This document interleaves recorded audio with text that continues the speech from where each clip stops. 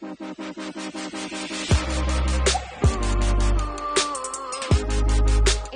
we're going to do in this training, it's not really about something rocket science. It's about you being able to see things, perhaps giving ourselves some time to look at stuff that we often tend to forget, to ignore, or we haven't even thought about it from this perspective. So that's why your participation is really key. This workshop is going to be interactive. I'm going to ask you to engage in the conversation in the different ways that we have. And also, if you have any question or if you want to discuss something, you're free to raise your hand throughout the call. But we also set aside some time at the end of the session for Q&A, for discussions and everything. And I think it's nice if we wait until the end, and then when we have the full picture, we can really talk about a lot of things. But along the way, please participate. You'll see that I have prepared some slides that you can scan and then get into another site and type down your question, your answers, your feelings, your experiences, and that would be great because we are going to talk about the causes of pressure on journalists, and then the red flags, and also what we can do. Maybe the most important part, what we can do. I also want to emphasize that this workshop remains on a personal level. That is, I totally understand that it's not us doing all the job. The organization has to do a lot, the governments, the media companies, all of them are stakeholders and involved. But in this particular time, in this session, we want to start with talking about ourselves and see what we can do. Hopefully, we will get to a point where we can get others to take action as well. Okay. Now, again, back to what Farah said. Yes, you're not human beings, you're robots. I'm pretty sure a lot of these sentences are familiar to you. That whenever you start to not even complain, but just share your feelings, people come at you and start to accuse you of different things. Like, for example, I think the most famous one is this, that if you want to become a journalist, you should be having a thick skin. If you don't have a thick skin, there's no place for you in the newsroom, or you're not a journalist. You cannot become a journalist. And you see it's so around, these ideas are so normalized that you kind of give in to them. At some point, you're convinced that, yes, perhaps I should have a thick skin.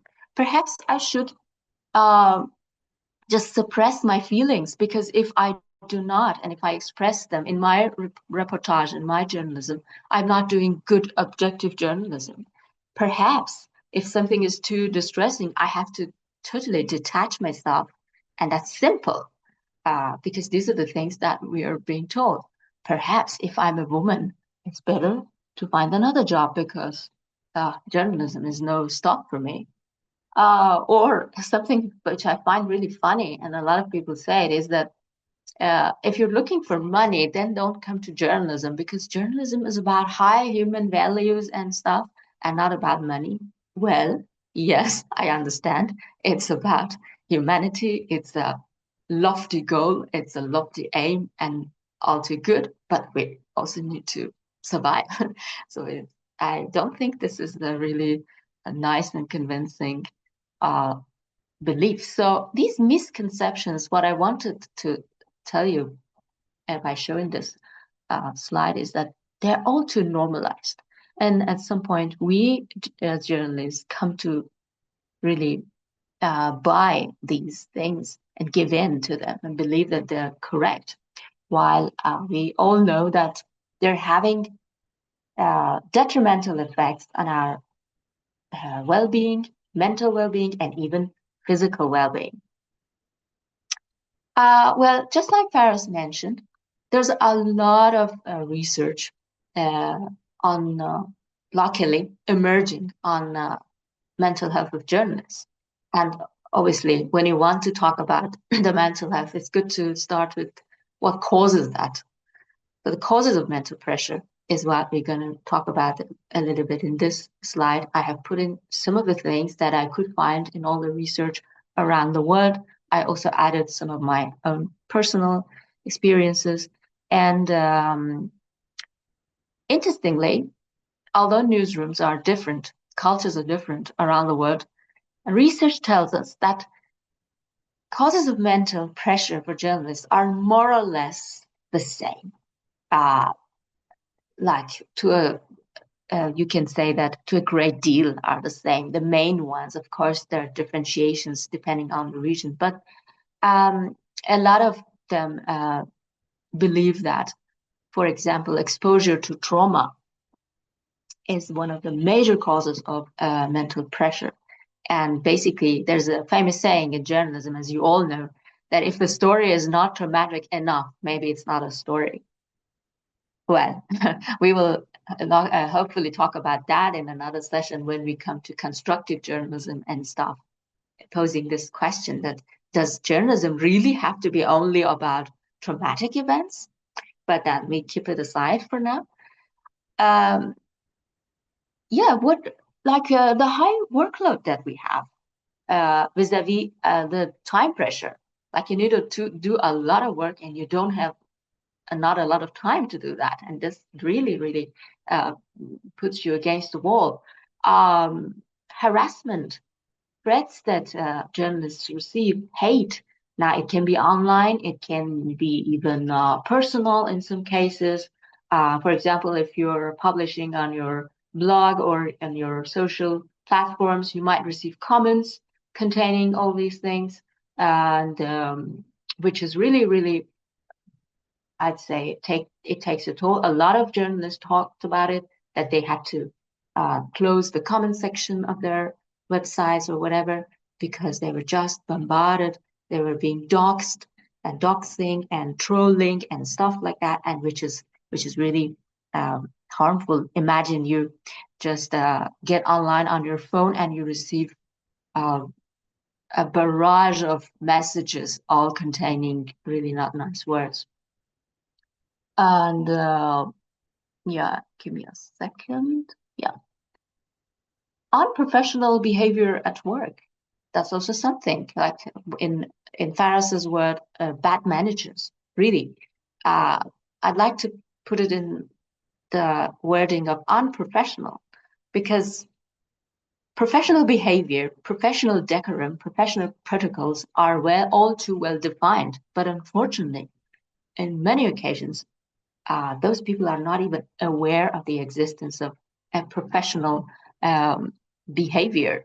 Therefore, they just treat you personally, they treat you really unprofessionally at work, and that in the end leads to pressure on the journalist. Job insecurity.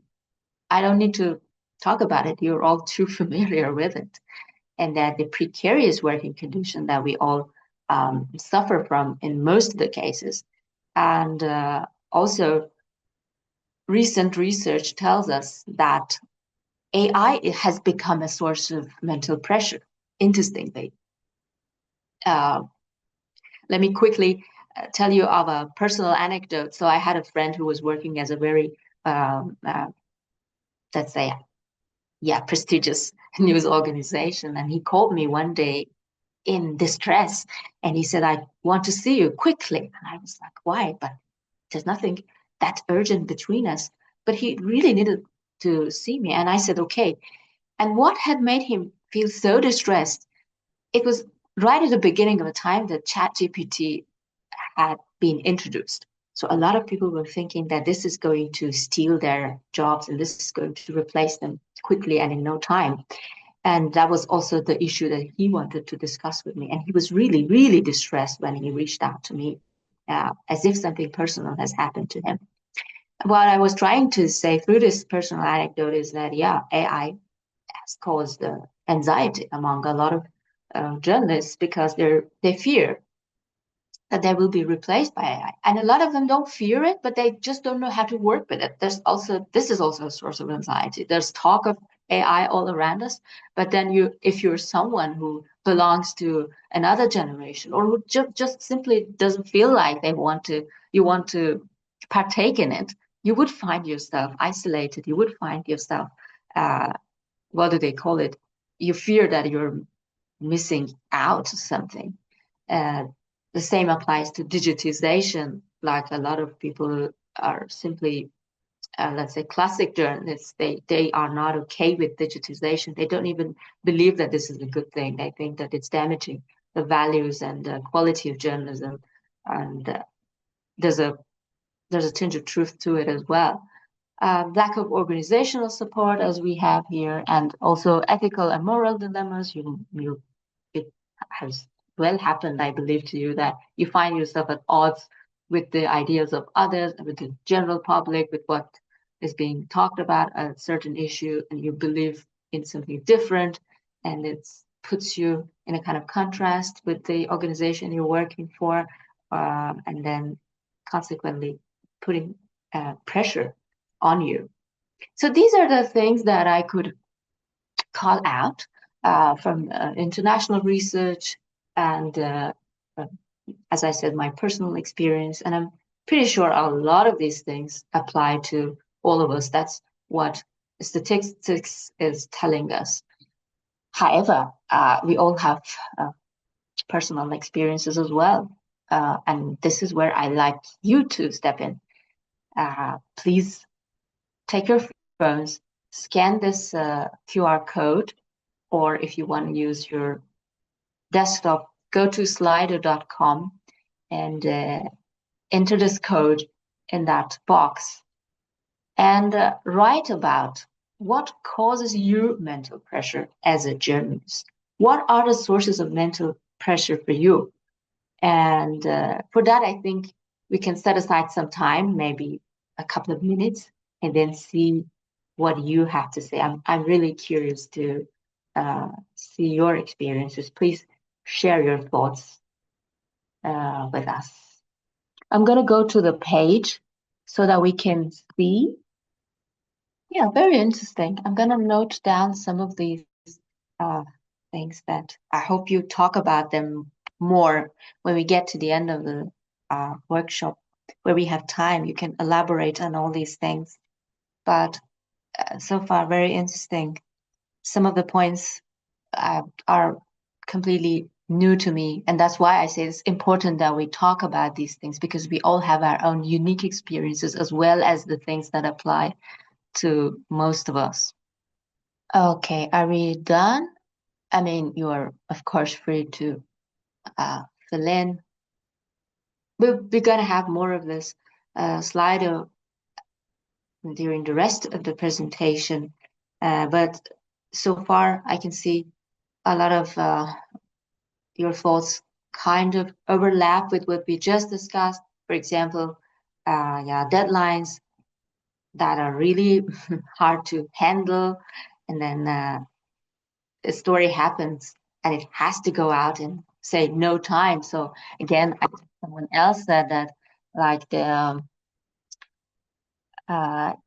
yeah, filling the story before it is out of a news cycle.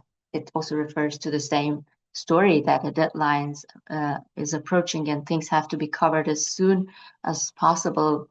This definitely leads to burnout. Definitely. I mean, when it happens, I mean, on a regular basis, and it becomes part of your life, is definitely the cause of burnout. Technological updates, yeah, we just discussed that. AI only being one, but also the coming in of a lot of platforms, new platforms emerge every day. Literally, if you go on a kind of extended leave, if you're lucky to go to a kind of an extended leave and come back, chances are very high that something new has come to existence in the time that you were away. And you would wonder, how am I supposed to cope with all of that? Definitely sweeping technological updates. Victims of stories, yes, traumatic experience, just that we talk exposure to trauma. That's part and parcel, unfortunately, of journalism, especially if you are from the global south.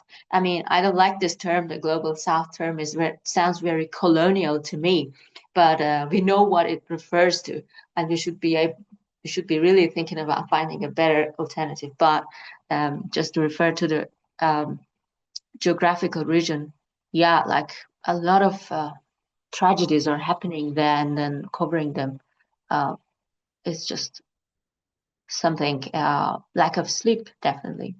State authorities, I see a couple of you have referred to the problems that the governments can create.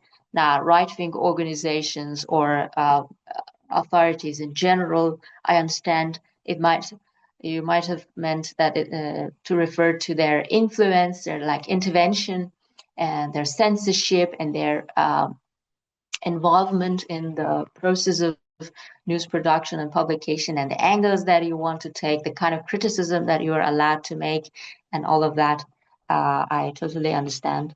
Bad management, the other thing we just talked, workload, lack of respect, definitely, definitely. This is very important that uh, and you really understand this when you change your working environment.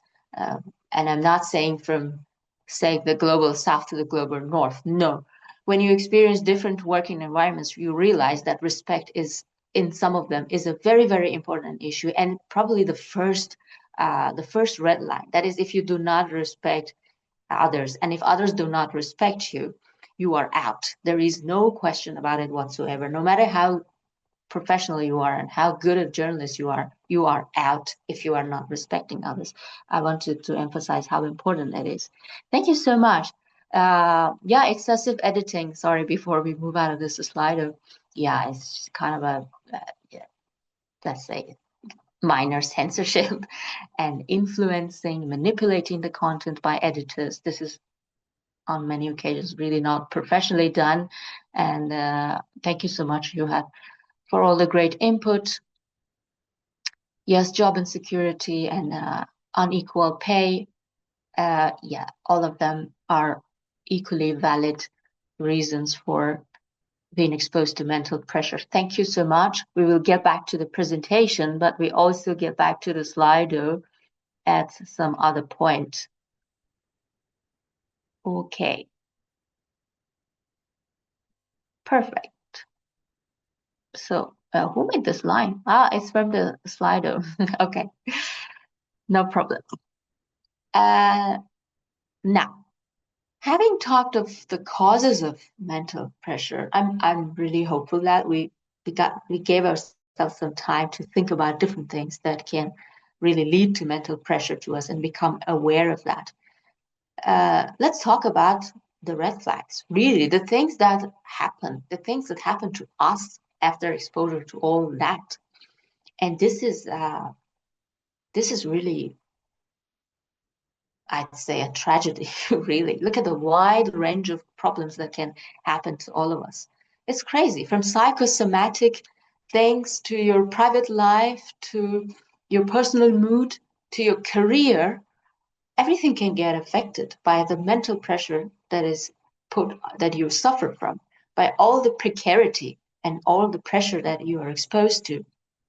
A lot of journalists, as Faras also mentioned, and it's been uh, established by a lot of other research around the globe, really suffer from PTS. Yes, post-traumatic stress. Like you had a difficult day of coverage at work, or you had to write a story about something, and it stays with you. You carry on the stress with you into your personal life. It spills over to your private life, as I have written here. And then you take it with you to the bed. You cannot sleep. You get sleep deprivation. You get sleeping issues.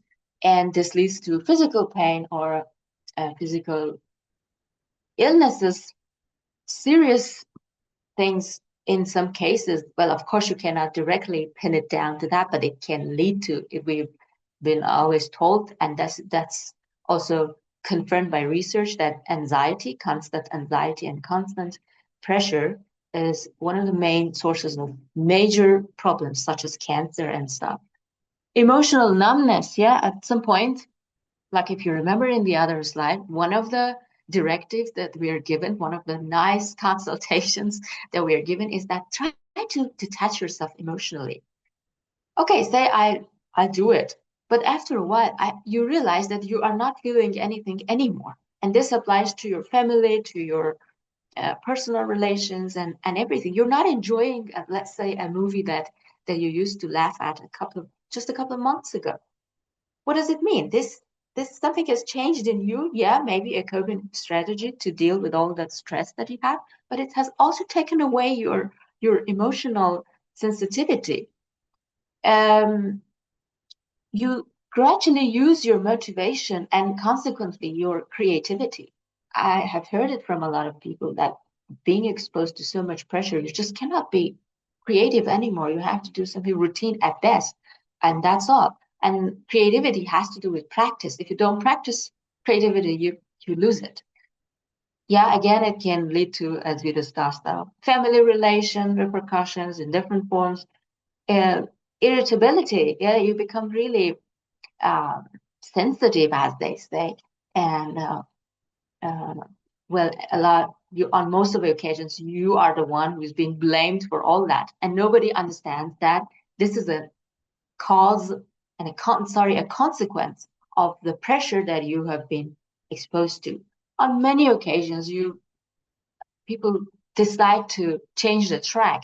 So the disruption in their career, that they change their job simply because they cannot carry on with the current level of pressure. And on many occasions, they resign. That's also something. I mean, I'm talking to, and I began by explaining that this somehow happened to me, and this is not what we want. So you spend your career and your life learning something, becoming an expert in a field, and suddenly you resign and start something completely new. That's a waste of capital, a waste of life, and a waste of everything. We don't want that.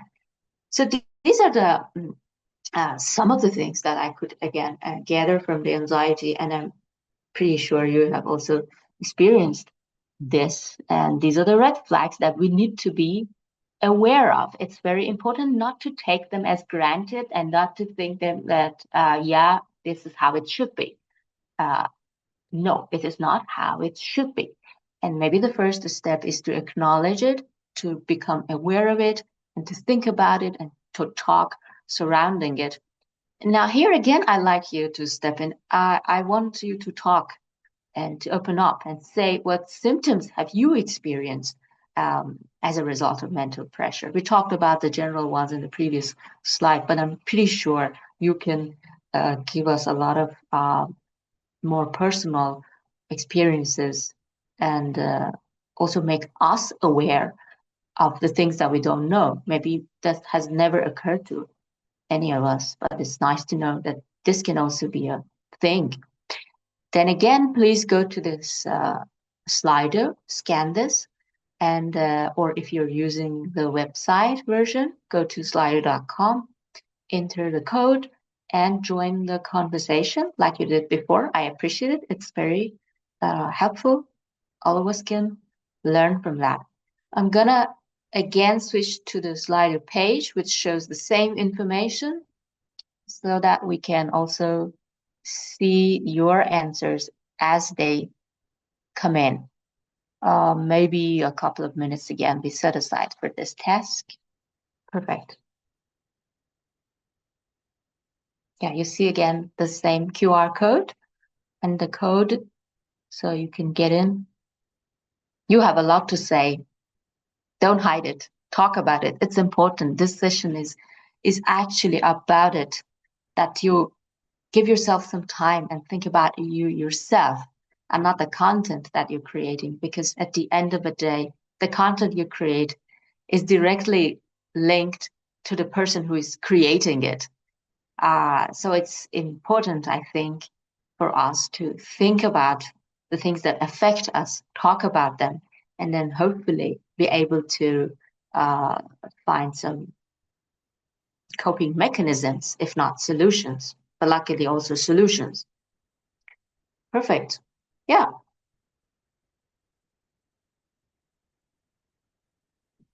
Yeah, I see. Yeah. Irritability, sleep deprivation, depression, nervousness,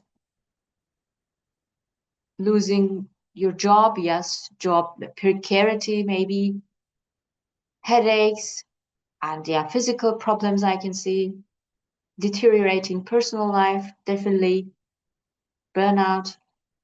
And yeah, 2020, I don't know what that refers to.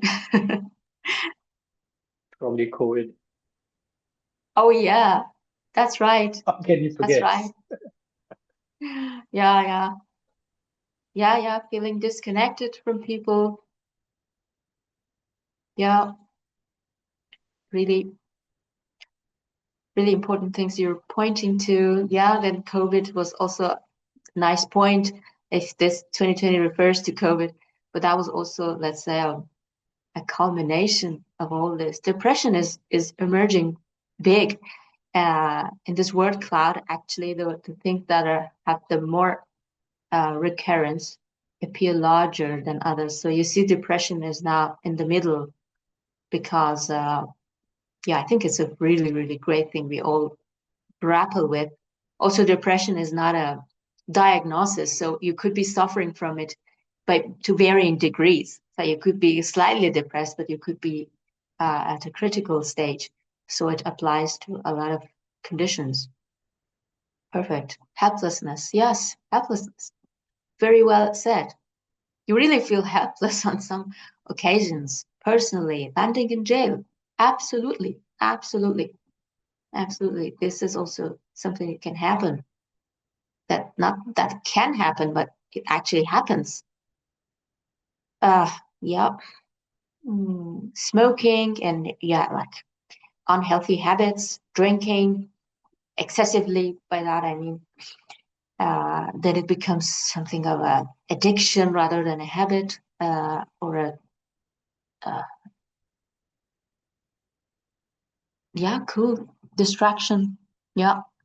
So you also feel that you're getting easily distracted. You're losing your concentration. You're losing your this refers back again to losing your skills, the things that you worked for so long.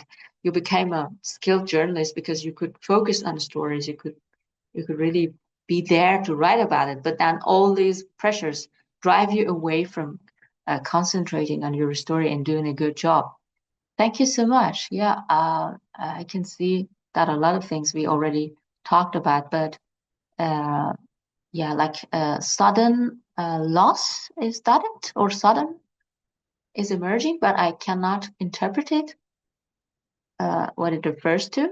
Maybe in the Q&A at the end, you can explain what you meant by that. Um, yeah, but as you can see already, depression is right in the middle, in the heart of the problems and the symptoms. Okay, I'm going to give presentation. Thank you so much for your participation. Uh, yeah, feeling frustrated. I also see frustration is also something. So I'm going to get back to the thingy now. Perfect. Present. Yeah. Thank you so much. That was great to hear your experiences. And now, as I said, I don't want to be naive. I don't want to be looking at things simplistically. But, and I definitely know, maybe before the but, I definitely know that a lot of the things we talked about are beyond our control. That is, it is being imposed on us because the environment is structured like that. And there are a lot of things going wrong in the environment. Uh, but again, there are things that we can handle as individuals. And by that, I am not ignoring the responsibility of the media organization you're working for, or let's say the media landscape globally, or the governments, or the country you're living in. I am not denying that. What I am trying to focus on, as I said at the beginning of this workshop, and I want to reiterate here, is that let's see what we can do as human beings for ourselves, maybe because I think we are the first people who can help ourselves, and then move towards the other directions. But let's see what we can do individually, what we can do ourselves. What are the coping strategies that we can adopt? So, uh, Yeah, I think the one of the most interesting ones that is also the aim of this workshop, I guess, is to acknowledge. Yes, acknowledge and do not ignore it. This goes back to the slide where I had talked I talked through the normalized ideas. Instead of buying in, I think we have to acknowledge that yes, we're exposed to a huge amount of pressure, a lot of it mental, and I am not ignoring it. This is very true. This is out in the world, and this is taking a toll on me. I think this is the first step that we have to acknowledge and do not pretend like, no, I'm a superhuman and I can handle everything. That's a myth, I would say. Let's stop uh, propagating these myths around. Then research tells us that boundary setting is also a good strategy. And what does it mean? Of course, you know, but maybe in different contexts, it can have different meanings. Yeah, it means like try to separate your life in the very simple uh, language, your private life from your professional life. Uh, mm, well, it's a really good thing on the paper. Is it possible? Maybe not 100%. But if you become aware of it, maybe yes, to some extent. You can really try to differentiate between your life, your personal life, and your professional life. And that doesn't mean that you should feel guilty or something. No, that's how the profession has been defined. If you go to uh, different journals of cultures, you realize that in some of them, for example, in Northern Europe, this is one of the basic foundations of uh, work ethics that you have to separate your personal life, private life from your professional life because your professional life is very difficult and it should not be carried over to your uh, private life. This is a must. They actually want you to do that. While in some cultures, you feel guilty if you do not talk about the traumas you've covered in your daily work at home or when you're having dinner with your family. I think at the end of the day, I'm not saying either or, but it's a good idea really to say, okay, I call it a day and well, it's with me. I cannot forget it, but I call it a day. Maybe I do not scroll on social media screen again at night to see what's happening regarding this specific thing and keep it for tomorrow. Well, depending on the occasion, I know that this is not something that I can say applies to all the occasions. When there's a developing story, you need to keep yourself updated, but maybe not a habit for you to have all the time. So boundary setting, I think it's a really good coping strategy. A lot of journalists said that after implementing this, they found themselves in a better situation, especially after work. Also, boundary setting applies to setting boundaries between you and your colleagues. That's also something because on a lot of occasions, the colleagues are too intrusive, knowingly or unknowingly, that I don't know. But the end, it doesn't affect the end. The end is that they are being too intrusive, that they shouldn't. So it's good to set the boundary. Again, it's something very cultural and varies across cultures. But I'd say you as a professional should act professionally. Yes, you're my friend, for example, but also my colleague. When we are at work, we try to work and we will remain friends after work. But at work, try to differentiate, what I'm trying to say is to, yes, define the responsibilities, set the boundaries. What are you supposed to do? What are they supposed to do? When are they supposed to come and talk or not? Talk about these things, make the boundaries clear as much as possible. This is a really good thing. I'd say transparency and honesty. I like to emphasize on these two, maybe because they apply to the culture that I come from. And I believe many of you share somehow the same, that we find being transparent and honest a little bit impolite. But what does it mean, transparency and honesty, really, in this context? It's not about you going and talking about your uh, personal feelings in the sense that, yeah, it is, I can't carry this on anymore. but it applies to your professional character. I mean, as a professional journalist, you have every right to go and honestly talk about the pressure that you are experiencing. This is a right.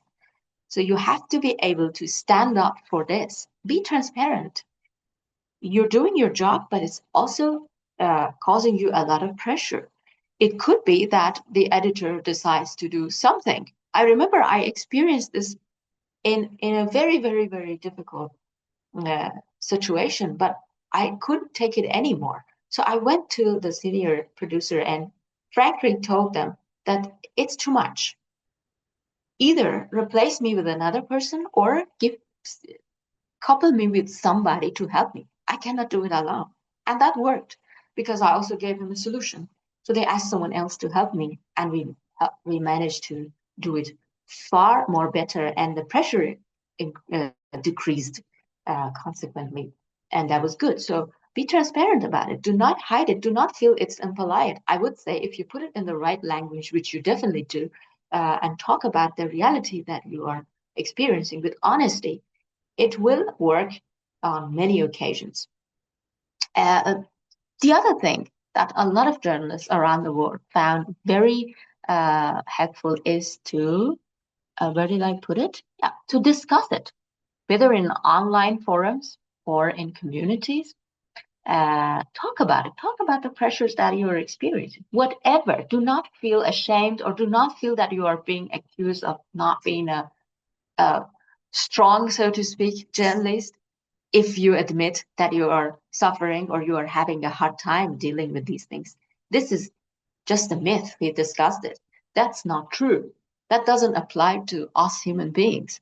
That's a very ideal situation, which I don't think anybody would ever be able to attain.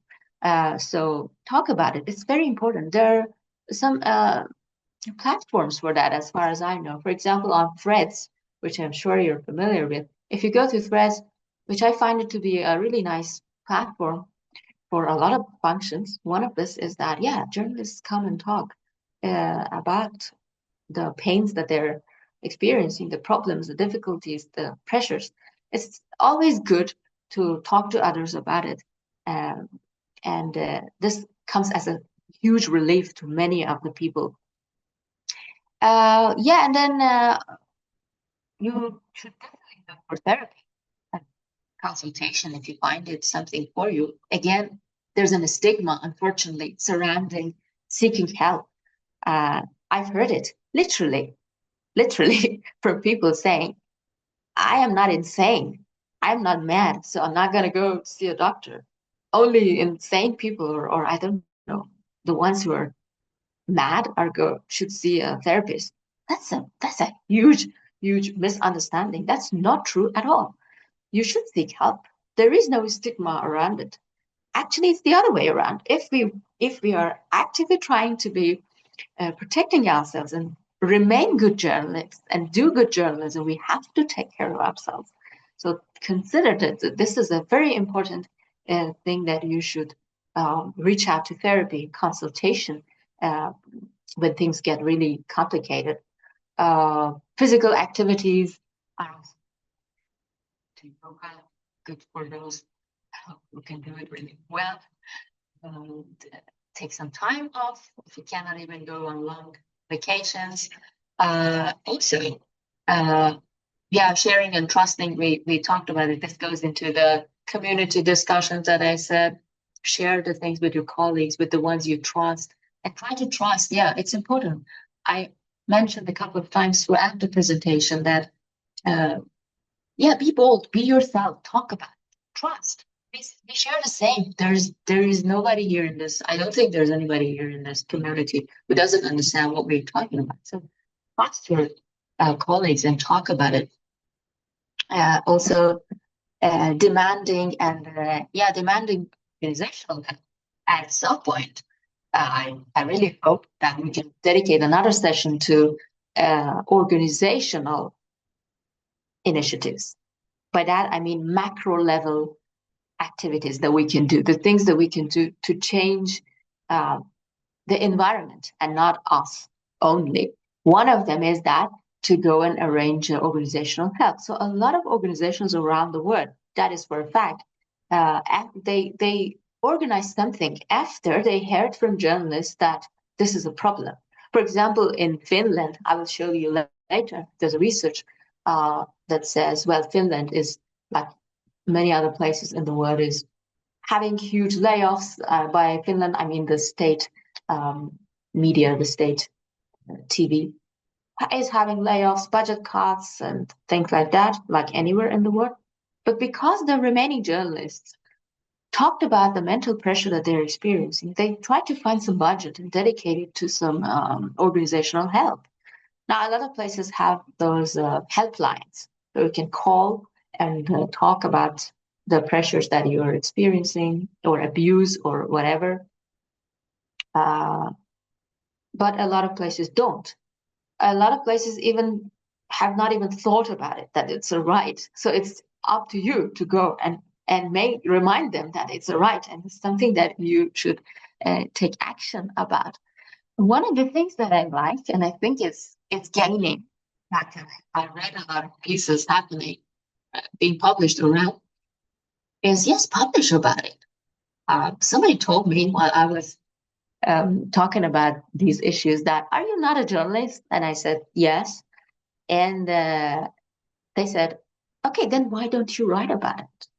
You should be writing about it. And you know how to write about it. By writing, I mean publishing, whatever. It can be social media, it can be online, it can be anything. Make it an issue, make it a headline. That's also a coping strategy. Uh, from a long time ago, I believe that a lot of philosophers told us that writing is a therapy, and indeed it is. So talk about it. If there's something, this mental pressure of journalists, it should be a headline. And luckily, it is becoming. I even wrote in languages, non-English languages, that they were writing about the mental pressure on journalists, and I was really happy to see that different cultures are starting to make it an issue and talk about it and make it a headline. So this is also something that we can consider. Yeah, if you haven't, and if it's an issue for you, consider making it an issue. That also helps to raise awareness. Again, yeah, these are the things that I can find from around the world mixed with my own experiences, but I'd like to definitely hear from you because you might have some secret habits or let's say, yeah, the things that work for you. And this is maybe our takeaway from this session as well. Let's learn from each other. How can we deal? What did you do that you found to be effective? Maybe it's a habit, maybe it's a tip, maybe whatever. Just feel free to share. I'm very curious to see what you think. Now, for this, again, we go back to Slido with this QR code. And this code, if you're joining from the website, please scan it and give me a second. I'll be opening it on the website so we can see switching on. Perfect. Yeah, it's a kind of boundary setting, right? Or what else do you think can be effective? That's also a thing. Maybe you haven't practiced it yourself, but you'd like to, you think there's potential that it works. That's also something for you to share. Yeah, amazing. Yes. Taking breaks is really good. And of course, not checking the news while you're taking breaks, right? Because we kind of get addicted to it. So maybe again, an anecdote here to say, a funny one, is that, yeah, a friend of mine visited me a couple of months ago, and I was happy to have him over. And he was officially on a break, right? And a long break, but he was constantly checking the news on his mobile. And I said, don't come back again. I cannot enjoy having you over because you are literally working, even if you're not working. Well, again, I think that was something that he had no idea about, although he is a very professional journalist. And that's again, it again comes back to what we discussed in this session, that this is something that is often ignored and never talked about. We see it as our responsibility, an obligation to keep ourselves updated around the clock. Perfect. Yeah, listening to music, listening to opera. Oh, wow, that's wonderful. If you're an opera listener, taking breaks, yeah, going for a walk, perfect. Physical activity, yes, jogging, dividing the tasks, perfect. Like, why doing it all alone? Just go and say it's too much. I can't do it on my own, and I need help, or I need more time, something like that. Yeah, what else do you do? Yeah, come on, think about it and write it here so that we have an idea of what you do. Yeah, I see. Breathing exercises, nice. I think it goes into those yoga methods and stuff. Really good. Something that I am very bad at. I mean, I pretend to be doing yoga, but I don't think it's anything close to yoga. But that's also a really good. So to say mindfulness, way to become mindful of yourself.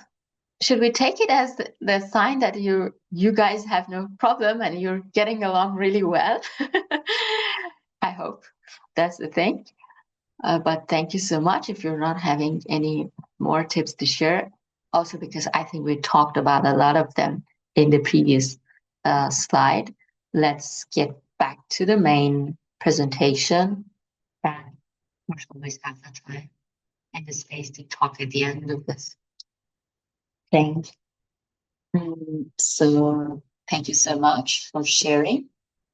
Okay, so as I said, this workshop uh, is, let's say, an attempt to raise awareness, really, and nothing more. And it could be a starting point and not the end point, definitely. There's a lot of research happening. I am part of it as well. So the research goes its own way. But what really matters here is that you be aware of it in your personal work, in your personal experience of it, and try to implement the things that we just talked about. Maybe this session was just a reminder uh, about all these things, that it is okay that you are not always okay. Yeah, we're human beings. Do not pretend that nothing affects you and you're like a hero going into the heart of all the tragedies and doing the good job of an objective journalist. I think these are all ideal, most of them Western uh, biases that has kind of dominated the discourse surrounding journalism. And luckily, research is going in this direction to prove this is not correct necessarily. I mean, it's good to strive to be strong and everything, but if it becomes a duty, if it becomes an obligation that you have to fulfill, then this is not really something that uh, would speak to human nature. It requires, I don't know, an AI journalist maybe at some point to do that. I don't know. But for us as human beings, this is really not the case. Yeah, acknowledge the pressure, talk about it. And it's not whining, it's not complaining, it's just trying to lift the burden, trying to share. Uh, it's often, you often find yourself really relieved when others sympathize with you and when you understand you're not alone in all that. And then hopefully in upcoming sessions we can talk about how we can translate this into action and bring about something tangible in our working environment, um, which would be really out in the world and everybody would benefit from. Yeah, like, yeah, do not take it as a duty. As I just explained, it's not your duty to be a robot journalist. Talk, write, and create content about it. Make it an issue, make it a headline. It's as important as other headlines. Um, and raise awareness. Yes, this all of this we talked about is, I would say, the main takeaway is to raise awareness about this issue, and which is considered a taboo, which is ignored, and which is often neglected. Make it a headline. Yep, that was all about it. And then, as explained earlier, and maybe that's also my starting connection with this whole thing. There's a lot of research out in the world, but go and read about it. I'd say one of the really nice ones is the one that Paris conducted. Uh, why? Because it is not in that very complicated academic language. It's result based. It's the initial input is qualitative, like what we did in this session, but the outcome is quantified. So he showed you chart, bar charts, pie charts, and stuff that show how many of the journalists suffer from something and how big the issue is. Numbers tell us a lot more, and it becomes really tangible. So get some time, put some time aside, go and read this and see how the situation is. Also, what makes this story a bit different, I'd say, from other research is that it is focused on the global south mostly. A lot of the issues, a lot of participants are from those countries. And well, in the West, they regularly do things like that. So they're pretty aware of what's around, but maybe in the global south, which again is not my favorite term, but for all the reasons that we know I'm using it. Um, there's lack of knowledge about how the situation is, total ignorance. So it's really good, precious work because it talks about the situation of the lesser talked about countries, so to speak. Also, their reports, their books, I tried to find some of the ones that I found also useful and that I used in this presentation to bring them here for you. This one is quite old, 2023, but I intentionally brought it here because I wanted to tell you that it's been an issue for a couple of years. It's been a couple of years that it has become an issue. So the Organization for Security and Cooperation in Europe published this, and if you go, it's a PDF document you can easily find on the internet. Go see what they have said, journalists, about their mental health and what's happening around that. Again, EFJ has made a really good report on that. This is where that Finland case study that I talked about is included in this report. It has a couple of case studies, and it shows how each country is dealing with it, how the journalists in each country are dealing with it. And this book is really fabulous. I highly recommend that you read it. It's a guide. So it's newly published, 2025, 2024. Yeah, by Routledge. And I have the PDF of all the three. If you are interested, I can send them over to you one way or another later for you to read it. This is a guide. So it starts by explaining the issue, but also giving you some practical steps and stuff as to how to deal with it. And this is quite new, so it's talking about all the emerging sources of mental pressure and stuff as well. Yeah, and that was it from my side. I think it's time for us to talk. I don't know what a Q&A means in this context because we're on a pair with each other. But still, I think it's time to talk. We can talk, we can discuss, we can share whatever. If we have any questions, yeah, it's time for you to do it, and I'd be happy to if I can answer or I don't know.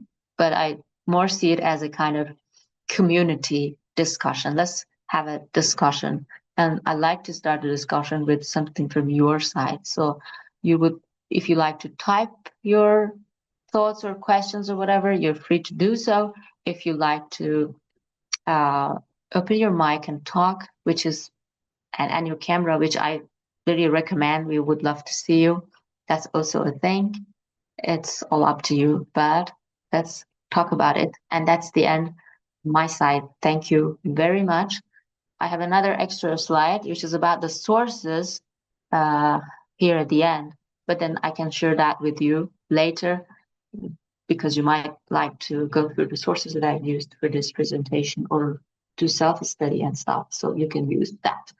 But that's the end from my side. Thank you so much. Now let's discuss. Before we go into questions, while people think about what kind of questions they want to ask and overcome their shyness and stuff. Shekufe, thank you so much, first of all, for the personal anecdotes, the teaching, the trainings, and everything that you shared and discussed with us. Often people have the misconception that they're not going to take away any skills from such trainings. When they compare it to, say, news writing, mobile journalism, or feature writing and stuff. But I think it's very, very important to note that there's a lot of tangible skills that you can take away, especially the coping mechanisms on what to do, how to do when you spot red flags or when you spot something that's alarming and stuff. And I think one key takeaway that all of you can take from this session is what Shekupe said, is the implementation. Whatever you've learned today, don't keep it to yourself. It doesn't mean that you go to your managers tomorrow and say, I demand 5 days of mental health break or something. It doesn't mean that. But start a conversation, start Yeah, talking. The first line in the penultimate slide you had was, it's okay not to be okay. Keep that in mind. Start discussions. Keep an eye out for each other. Look out for each other as well. And also sort of start implementing this in your life as well. The habits that we all discussed, the taking breaks, the walks, the division of labor, the delegation and stuff. So start implementing just like you would do in any other workshop. Whatever you've learned, the new skills, you would start sharing and you start using it. The same way, take these as tangible skills that you can start sharing and you can start implementing in your own life. That said, let's take on a few questions. Like, as we mentioned, you can type out your questions or you can open up your mics and ask verbally. I say please feel free. We are all in this together. So it would be also great if you have an experience you want to share. It's again a nice time to do that. We would love to hear from you. Like Farah said, it's all about learning from each other, acknowledging that this is Uh, an issue, and then learning from each other. That would be lovely. Rashid, go ahead. I yeah, am I audible? Yes. Okay, thank you Hello. very much, and I really thank you for such a wonderful presentation that you shared. Having said that, I just have one fundamental problem, not with you, not with the journalism per se, but with the society per se, because I am I teach media pedagogy, media studies in a university in India. Mhm. And the problem I face these days, because I belong to the old journalist tradition, and the problem I face is of technological overload that is happening all around, Yeah, right? The way we have seen the society evolving, or the evolution of the society, or the technology, whatever was old, whatever becomes new instantly becomes old in this current scenario. So this exactly. kind of technological overload itself could be a reason for some sort of a stress, particularly to the people who are, like, oldie, or those who belong to the old generation. I'm like, this generation is, I understand completely. They are very savvy. They are quite unable to new technology. But Hmm. there are many people, the old people, or maybe those Absolutely. who have crossed 40 or something like that. Yeah, yeah, absolutely. Yeah. Thank you so much, Rashid, for sharing this. I totally understand and I agree with you. I think I referred to this throughout this presentation that digitization and the coming, this swift coming of new technologies is a really big source of mental pressure. I agree with you. Like at some point I said, if you take an extended break and come back, chances are high that some new platforms have come to existence and journalists are already there. You want to take your handle and you see that it's already taken. But when? When did this all happen? Yeah, it's that fast. I agree with you that this let's say, crazy rat race that we are in puts a lot of pressure on all of us. And I'd like to maybe, it's my personal thing, but I like to hear from others as well. Uh, I don't like to call the way you're doing it oldie because, again, there's a stigma surrounding this word. This is not old. This is the foundation. All the new things are based on the foundation. So the way you do it, the way it was being done in the past, uh, we should consider it as the foundation. It's not old. It's something we all have to start with. And I think, again, I'm not really sure if all of us are tech savvy. That's also something because the technology is always faster than us. But I think, yeah, whether you like it or not, you need to adapt to it a little bit, but also not let it put a lot of pressure on you. For example, you're now in this session, you're talking, you're very beautifully sharing your thoughts with us. That's also something. So you are dealing with the technology and stuff and everything. And that's also great. That's what we want. You don't need to be everywhere and to, no, don't get pressured by this overwhelming power of platforms and stuff, I'd say.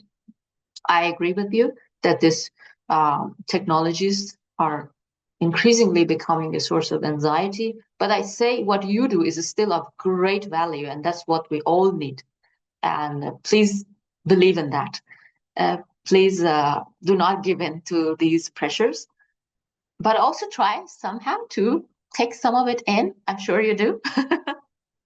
Some parts that work for you. So that's also a coping mechanism, I'd say, that we try not to give in totally to what's coming our way, but also trying to find a way and maybe, yeah, do something with it.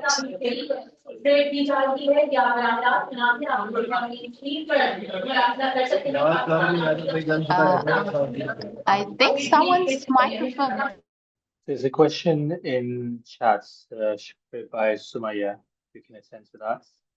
Oh, sorry, I was muted. Okay, I was reading the question. Now you can hear me, right? Okay. So I was reading the question in the chat that how to stay positive when we are stuck in the loop of distressing news cycle full of tragedies and hate crimes and stay. Any tips you can share? Personally, I'd say you cannot stay positive because how could you stay positive means you're positive, but yeah. So it again, it goes back to, and I'm trying to be a little bit taking it lightly here because our job is really difficult. We need to be able to make it a little bit bearable. By that, I mean, yeah, we need to acknowledge the fact that we are doing a really heavy thing. Yes, we have to cover all those traumas. We talked about this in this presentation. We cannot stay positive in the very naive sense of the term, right? But we have to, I think in cases like that, we have to stick to our professional identity. So what is your job as a journalist first and not a human being? So as a journalist, your job is to cover the story in the best way possible. Try to cover the aspects of it, try to go into details and everything. Try to think of it as your job. As I say, it's nearly impossible to separate it from you as a human being, definitely. But I'd say if you look at it from this professional perspective, and then if you think that you're doing a great job professionally, then you would feel far better deep down in yourself as a human being as well. So this, I can call it, if there's any positivity about it, it's about you being able to see it as the thing that you're supposed to do, and you do it the best way that you can do, and acknowledging that sorry, I cannot change the word. I'm a journalist. My job is to deliver the news properly and hoping that the mega structures, the global trends, the governments, and all the stakeholders do something about it. That's, I think, what we can do, the approach to covering stories like that. And of course, using the coping mechanisms that we talked about to achieve this. I think so. But I like to hear from others as well if anybody has an idea.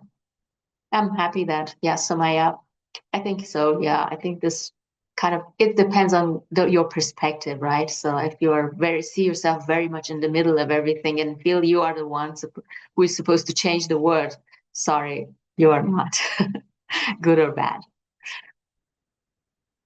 But do your job as good as you can. Do we have any more questions, comments, personal stories to share? No. I had one this question for you, Shekufe. I'm going to put you on the spotlight, or you have been for the last hour and a half. But we talked about this mental health being a very much a taboo topic, especially in the phrase that we use, the global south. How do we change that, or can we change that? Definitely, I think we can. To what extent, I don't know, but we should start. And that's what we are doing. So, in the middle of all the trainings that are about how to write, how to do this, how to create content, how to do feature writing, blah, blah, blah, there comes a training which is about us, ourselves as content creators, as writers. So, I think the starting point is to talk about it. It is to make it an issue because it is often ignored and overlooked. I'm repeating myself basically, but I said all along this presentation, and I believe that as long as something is hidden, nothing can happen about it because it has not come to light. Nobody knows that it exists. So the first step is to make it an issue. So all the things we discussed is about raising this awareness first in ourselves, then in our communities. And that is where the change starts, I think, Faraz. I cannot predict.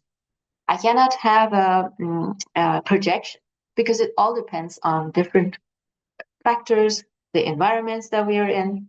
But I can say that we can start it at least and see how far it goes. In a lot of countries, let's look at what has already happened. It worked. When journalists started to speak about it, it became an issue. Like I said, the example of Finland. You might come forward and say, well, Finland is a Nordic country, it's a welfare country. True. But again, it's difficult. But again, you should also consider that the Finnish journalists are not under much pressure. What tragedy are they covering? So basically, they're having a good life, but still they had this demand and they brought it forth. So I think if there's any change to happen, which I think there is change to happen, it all starts with this raising this awareness, making it an issue, and then hopefully we'll try to talk about also the steps that we can take this further. For now, make it an issue. That's the starting point. Great. Thank you very much for that. Any more questions? Anyone? Any comments? Going in 3, 2. Oh, okay. Grace has a question for you. Okay. Okay. So my name is Lizzie from Ghana. I want to know how best I can push my editor, who has a background in psychology, yet does not create a conducive environment for the work, and that affects me a lot. I want to know how I can push her without her not feeling offended. Thank you. Yeah, thank you so much for this. I think it's an issue for all of us. At the beginning, I couldn't hear you properly, and I hope that I have heard you properly. That your issue is to how to talk about this without offending your seniors or your colleagues. I think it's all about how you communicate it. You need to put some time and think about find a way Find a language which is not offensive, which is not about that particular person, maybe, but about what they do. So, not their character, but their acts, their behaviors, and talk about that. For example, don't say that I don't like you, but say I don't like that. I don't think it's a good idea that you do this. Talk about the act that you don't like and not the person. And try to find a neutral language. I think that's how human beings get into a defensive situation if we use kind of a direct and uh, language directed at them. All of us might find ourselves in a defensive situation, let alone the ones who are already in that position. I'd say find that language. It takes some time for you to think about it, to find a nice language which delivers what you want to say, but at the same time does not offend the person. So one way I think is to talk about the acts, rather than the person. And the other thing is you can make it something collective. Hopefully, you are not alone in that. So make it something collective, share it with others, and if others have the same idea, then try to find a collective solution so that you speak on behalf of a couple of people and not on behalf of yourself alone. That's also something. But I'd say find a friendly language that works best in cases where people are not really prepared to listen to you or they have their own presuppositions. Find a friendly language to creep in and then really talk about the thing that is affecting you in an honest and transparent way. Find the language. You're a journalist. You definitely have the skills to find that way of communication. So find the right communication, the right language of communication, perhaps. Thank you for your comment, Ismail. Um, I sincerely request that you arrange more meetings like in the future. Yes, we will. Do let us know, Ismail and everybody else who's on this call or watching this recording, of what topics you would like us to. We have a list, but we obviously are very open to expanding and elaborating on topics. So there's a group on the WhatsApp community that you can write on, or you can email us of pertaining to your requests and stuff. It would be great if you could share the presentation slides with us. I will speak to Shekufe if she's okay sharing the presentation. If she's not, you can obviously, the recording of this session will be up on YouTube by tonight, so you can refer to that. I can I share the think we, presentation and no worries. We'll find a way okay, to share the presentation as well. Yes. excellent. So again, on the website, in the previous workshop section, we have YouTube embeds of the recordings of all sessions, plus uh, whichever trainer wants to share the presentation, it's going to be a download link. So I'll put that up by tonight/tomorrow, and I'll send out a message on our WhatsApp community. Any more questions before we wrap this up, or anything anyone would like to share?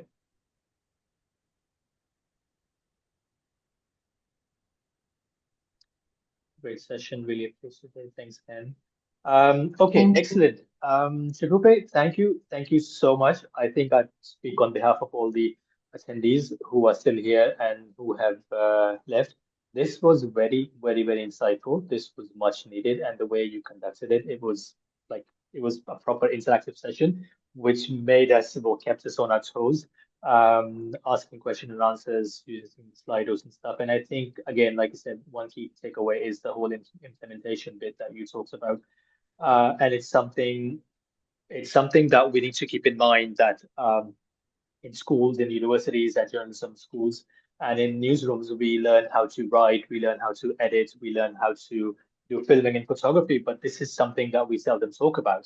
Or if we have heard it, it's something that we do not implement in our personal and professional lives. But the way our trainer today put it, it's not easy, but there's ways of doing that, slowly but surely. And I think yeah, one more thing that our trainer talked about today was how to sort of implement this, bring that to life, and start making this an issue so that people who don't see this as an issue start taking notice. And just keep an eye out for yourself, keep an eye out for people around you. Shekufe, any last words before we wrap up the session?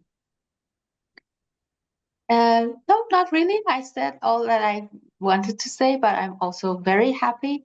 It was a great session. I enjoyed it a lot, and I'm grateful to all of you, the organizer and the participants, for this. And I hope that we'll have more of these sessions together. And that's the starting point. We're going to do more and more in the future. Yeah, thank you so much, and have a great rest of the day. Excellent. Thanks again, everyone. And again, we are there on our social media platforms, on the website and YouTube and stuff as well. Tell people about it, share the footages, share the recordings, share what you've learned today and in the previous weeks as well. Because again, the aim is to not become this massive organization without any impact. The aim is to grow this community that learns, upskills, and empowers other people so that the more people that we can reach in terms of our messaging, the better it will be, not just for the journalism community, but people in general as well, because mental health affects one and all, not just people in the newsroom. So thanks again, Shekufe. Thanks for your time. Thank Thanks you. to everyone who joined us on this morning, afternoon, evening, whatever time zone you're in. And see you all in the next session. Thank you. Bye-bye. Perfect. Thank you. Bye-bye.